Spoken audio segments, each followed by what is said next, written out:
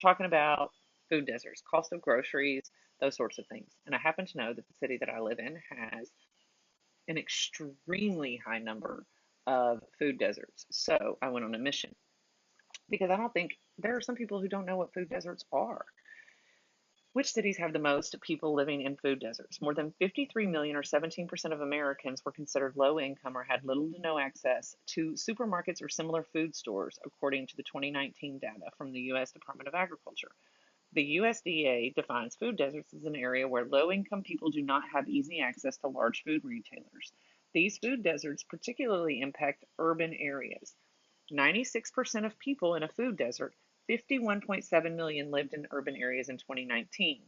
The USDA considers a tract low access if at least 500 people, or a third of the population, lives more than half a mile away from the nearest food retailer in urban tracts, or more than 10 miles away in rural tracts. Types of food retailers considered in the count exclude convenience stores and smaller food sellers. And what I know about the food deserts in this city is that they will have a small convenience store, right? But what is a convenience store going to have? It's going to have junk, and it's going to be marked up way high. Among the 51 metro areas with more than a million people in 2010, Memphis, Tennessee had the highest share of the population, 32%, who are both low income and live in tracts with this definition.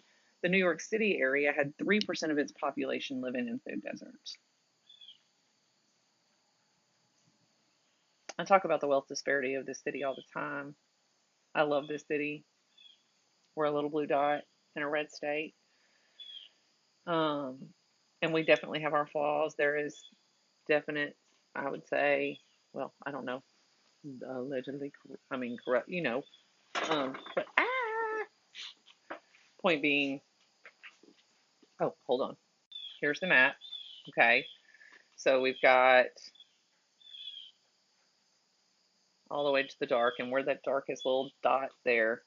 You see us, the dark little, I'm outside. It's beautiful. It's nice out. So yeah. Well, and California even has some too, which I'm not real sure about because that's where I believe she is, and she has access to food. She talks about being in that region and having access to fresh resources. And then here we are. Here we are. The percent of the metro population who are low income and live at least 1 mile away from the nearest urban grocery, or 20 miles from the nearest rural grocery, or at least half a mile away from the nearest urban. The pink, and then the blue. Got it. So, yeah, food should be a human right and it should be accessible to all.